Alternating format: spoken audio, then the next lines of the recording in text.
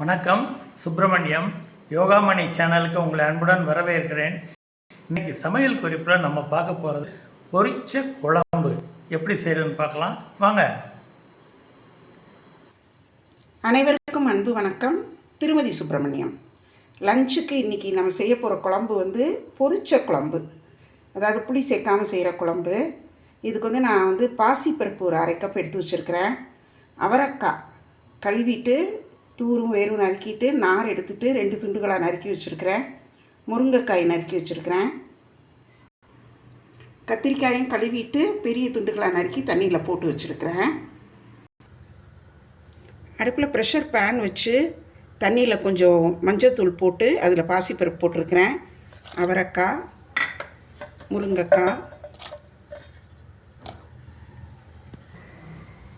கத்திரிக்காய் இது எல்லாத்தையும் சேர்த்து போட்டிருக்கேன்.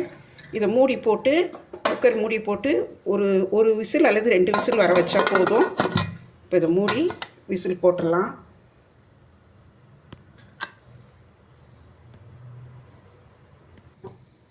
பருப்பு ஒரு பக்கம் வெந்துட்டுருக்கட்டும்.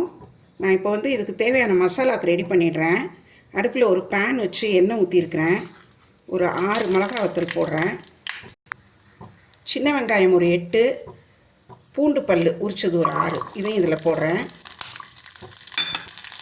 கருவேப்பிலையும் சேர்த்துட்டேன். 1 ஸ்பூன் சீரகம், 1/2 ஸ்பூன் மிளகு, தேங்காய் பூ ஒரு டேபிள் ஸ்பூன். இதில் பார்த்தீங்கன்னா மிளகாய் மட்டும்தான் கொஞ்சம் நல்லா வறுத்துருக்கேன். மற்றது எல்லாம் கொஞ்சம் அடுப்பு ஆஃப் பண்ணிடுறேன். இது ஆறினோடனே ஒரு மசாலாவை அரைச்சிடலாம். குக்கர் ப்ரெஷர் ரிலீஸ் ஆகிடுச்சு. ஓப்பன் பண்ணி பார்க்கலாம். நல்லா வெந்திருக்குது. அடுப்பு திரும்ப பற்ற வச்சுட்டேன். இதுக்கு தேவையான உப்பு போட்டுடலாம்.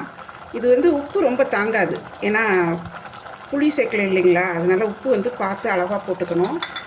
அடுத்தது இந்த அரைச்சி வச்ச மசாலா, அதாவது மிளகா வத்தல், சின்ன வெங்காயம், வெள்ளைப்பூடு, மிளகு, சீரகம், தேங்காய் பூ, கருவேப்பிலையெல்லாம் சேர்த்து அரைச்சிருந்தேன். கொஞ்சம் நல்லா வதக்கிட்டு அதை இதில் போட்டு நல்லா கிண்டிடலாம். இது கலந்துட்டு நமக்கு தேவையான அளவு கன்சிஸ்டன்சிக்கு அந்த மிக்சியெல்லாம் கழுவி தண்ணி ஊற்றிக்கலாம். வீடியோ பார்த்துட்ருக்கிறவங்க நம்ம யோகாமணி சேனலுக்கு இது வரைக்கும் சப்ஸ்கிரைப் பண்ணலைன்னா சப்ஸ்கிரைப் பண்ணிக்கோங்க. எங்கள் வீடியோஸ் எல்லாம் லைக் பண்ணுங்கள், ஷேர் பண்ணுங்கள். கன்சிஸ்டன்சி ரொம்ப தண்ணியாக இருக்க வேண்டாம், நம்ம சாம்பார் மாதிரி தான் இருக்கும். இது ரொம்ப நேரமும் கொதிக்கக்கூடாது. ஒரு நல்லா எல்லாம் கூட்டி குவிஞ்சு ஒரு 2 தடவை கொதி வந்தால் போதும். அதுக்கு மேலே ரொம்ப நேரம் கொதிக்க விட்டோன்னா கடுத்து போயிடும் குழம்பு. குழம்பு நல்லா சேர்ந்து ஒரு 2 தடவை கொதி வந்துடுச்சு. இப்போ இதை இறக்கி வச்சுட்டு தாளிச்சிட்றேன். இந்த குழம்புக்கு நெய்யில் தாளித்தா தான் நல்லாயிருக்கும். அப்படி நெய் சேர்க்க வேண்டான்னு விரும்புனீங்கன்னா தேங்காய் எண்ணெய் கூட யூஸ் பண்ணுங்கள், நல்லா வாசனையாக இருக்கும். நெய் காஞ்சிடுச்சு.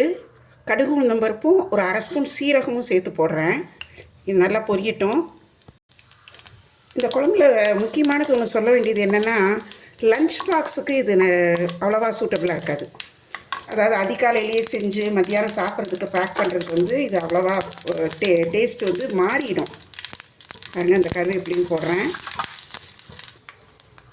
குழம்புல இதை தாளித்து சேர்த்துறேன். ஃபைனல் டச்சாக ஒரு லெமன் பிழியணும், அப்போ தான் நல்ல டேஸ்ட் இருக்கும். இப்போவே நல்ல வாசனையாக இருக்குது. இது நான் சொன்ன மாதிரி நீங்கள் லஞ்ச் பாக்ஸுக்கு ட்ரை பண்ணாதீங்க. வீட்டில் சமைக்கிற அன்றைக்கி செய்து ஒரு 2 ஹவர்ஸ்க்குள்ளேயே நல்லா சூடாக சாப்பிட்றதுக்கு ரொம்ப ரொம்ப நல்ல டேஸ்ட்டாக இருக்கும். இப்போ இதை நல்லா எல்லாத்தையும் சேர்த்து கிளறி விட்டு பரிமாறுறதுக்கு எடுத்து வச்சிடலாம். செம டேஸ்டியாக நல்ல ஃப்ளேவர்ஃபுல்லாக ஒரு வித்தியாசமான பொரிச்ச குழம்பு, கத்திரிக்காய், முருங்கைக்காய், அவரைக்காய் போட்டது ரெடி ஆகிடுச்சு. இதில் காய் நிறைய சேர்த்துருக்கிறதுனால இந்த காயவே நீங்கள் சாதத்துக்கு தொட்டு சாப்பிட்றதுக்கும் ரொம்ப நல்லாயிருக்கும். காய் வேணும்னா ஏதாவது பொரியல் மாதிரி வச்சுக்கிட்டா இந்த சாதத்துக்கு சூட்டபுளாக இருக்கும். நீங்களும் இது செய்து பாருங்கள், எப்படி இருந்துச்சுன்னு சொல்லுங்கள். இந்த வீடியோவை லைக் பண்ணுங்கள், ஷேர் பண்ணுங்கள். எங்கள் யோகாமணி சேனலுக்கு சப்ஸ்கிரைப் பண்ணுங்கள். நன்றி, வணக்கம்.